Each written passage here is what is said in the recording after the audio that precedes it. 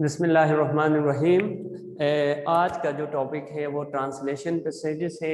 Once again translation passages के अंदर 9 and 10, ठीक है।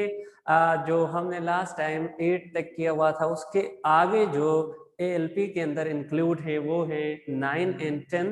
तो आज हम उसको डिस्कस कर लेंगे 9 and 10 को, जो कि आपके बुक का अगर पेज नंबर आपने ओपन करना है तो पेज नंबर 140 पे है, ठीक है। 9 and 10 पेज नंबर 140 के ऊपर है, ठीक है। तो उसमें पहला जो लाइन है हम 9 से स्टार्ट कर देंगे। यहाँ मैंने 9 जो लिख दिया है, तो पैसेज 9 है।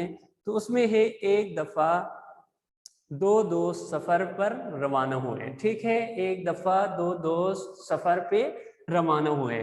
तो यहाँ से स्टार्ट ले लेते हैं वंस, ठीक है। वंस कहेंगे टू फ्रेंड्स सेट ऑफ, ठीक है। Set off on a journey. एक दफा दो दोस्त सफर पर रवाना हुए। Once two friends set off on a journey, ठीक है। Once two friends set off on a journey.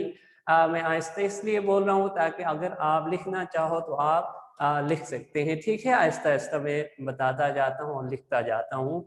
तो पहला लाइन यही था कि once two friends set off on a journey. दूसरा सेंटेंस देखते हैं। तो इन्होंने एक दूसरे से वादा किया कि वो एक दूसरे की मुसीबत में मदद करेंगे, ठीक है। तो अब ये लिख के मैं समझा देता हूँ इधर बात क्या है। दे promised to help each other in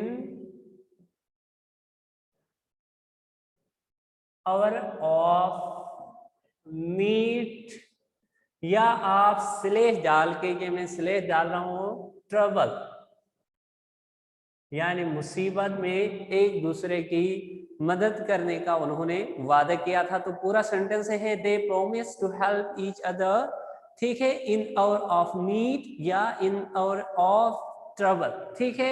यानी उन्होंने ये वादा किया था कि मुसीबत के टाइम कोई भी मुसीबत आ जाए तो उसमें एक दूसरे की ये लोग मदद करेंगे, ठीक है। नेक्स्ट सेंटेंस इज वो एक जंगल में पहुंचे, ठीक है। दे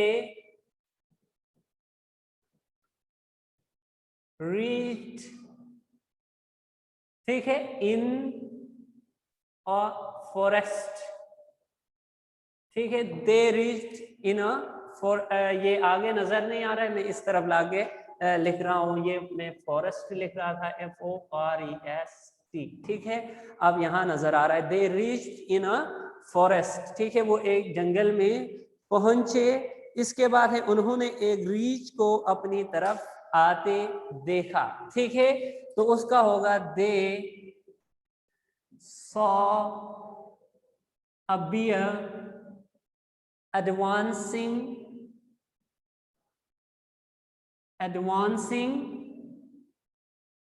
towards them.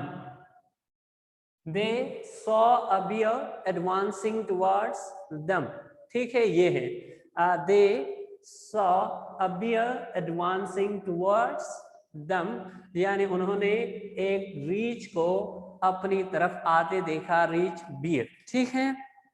अब नेक्स्ट सेंटेंस है उन्होंने एक इनमें से एक भागा और दरख्त पर चढ़ गया, ठीक है।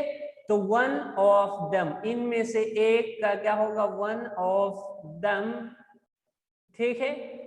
रश या रन, ठीक है। वन ऑफ, ये दम भी यहाँ नजर नहीं आ रहा, यहाँ पे हम इस तरफ आते हैं, ठीक है। वन ऑफ दम, ठीक है। रश लिखोगे या आप लिखोगे रन, ठीक है, भागा दौड़ा, ठीक है।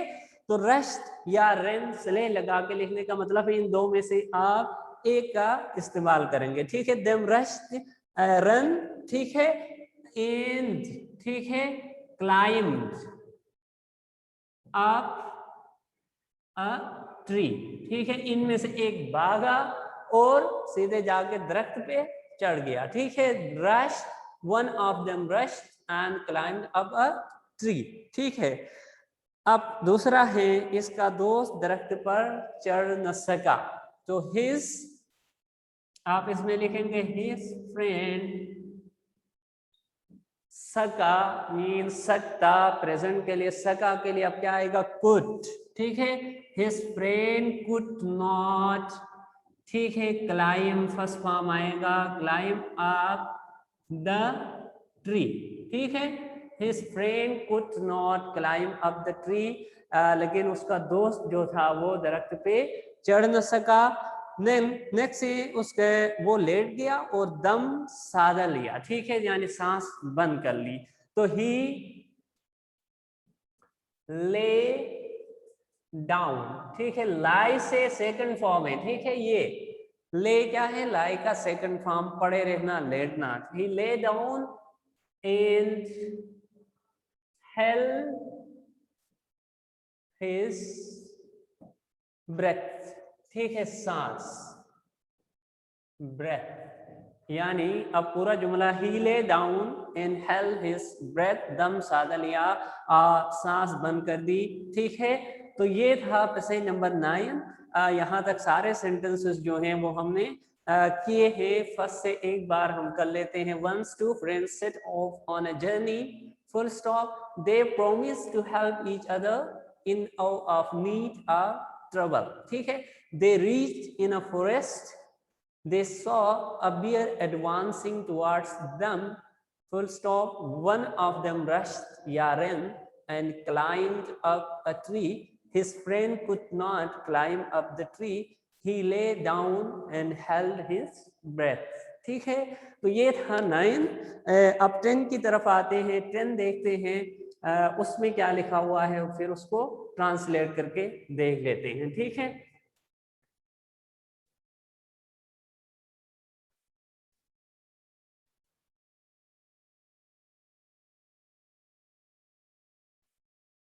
आप इधर बच्चे लिखते हैं 10। 10 देखेंगे, वो भी पेज नंबर 140 के ऊपर ही है। ठीक है, तो इसमें पहला हमारा सेंटेंस है, शहर आने से पहले हम गांव में रहते थे। ठीक है, तो वी lived in village।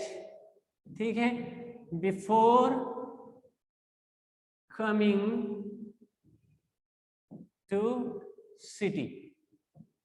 ठीक है बच्चे, शहर आने से पहले हम गांव में रहते थे। We lived in village before coming to city. ठीक है, नेक्स्ट सेंटेंस मेरा है, गांव में हम लोग खुश थे। ठीक है, तो इसका होगा वी वर हैप्पी। ठीक है, we were happy in the village. ठीक है, हम गांव में खुश थे। We were happy in the village. Next sentence है, हम सुबह सवेरे उठते थे। ठीक है, वी यूज टू, क्योंकि आदत के तौर पर रूटीन बनाने के लिए यूज टू। ठीक है, we use to get up. ठीक है, get up early in the morning. ठीक है, तो ये हो गया, we use to get up early in the morning. ये था, हम सुबह सवेरे उठते थे, मुंह हाथ धोकर नमाज पढ़ते, फिर सरसब्ज खेतों के लिए जाते। ठीक है, अब मुंह हाथ धोकर के उसकी क्या है, आफ्टर जो है वॉशिंग फेस एंड हैंड्स, उसके बजाय आफ्टर द एवोल्यूशन। ठीक है, यानी वजू के लिए मुंह हाथ धोना मीन्स होता है वजू। ठीक है, तो एवोल्यूशन कहते हैं वजू को। After the ABOLUTION। ठीक है, आफ्टर द एवोल्यूशन कॉमा। ठीक है, वी ऑफर्ड प्रेयर। ठीक है, after the evolution we offered prayer and went to lush सरसब्ज को कहते हैं लश ग्रीन, ठीक है। Went to lush green fields for a walk, ठीक है। तो उसमें वॉक के लिए, सैर के लिए सरसब्ज खेतों में चले जाते हैं, इसका मतलब ये है, ठीक है। तो पूरा जुमला है, after the evolution we offered prayer and went to the lush green fields for a walk, ठीक है। देन आगे देखते हैं, दोपहर को दरख्तों की छांव में सोते थे, ठीक है। तो we slept under the shade of trees, ठीक है। we sleep under the shade of trees, यानी दरख्तों की छांव में हम आराम कर लेते थे। देन गांव के पास एक नदी बहती थी, ठीक है। तो अ स्ट्रीम फ्लोड, ठीक है, फ्लो से फ्लोड, ठीक है, near the village, a stream flowed near the village, यानी गांव के करीब जो है वो नदी बहती थी। इसका पानी साफ और ठंडा था, ठीक है। It's water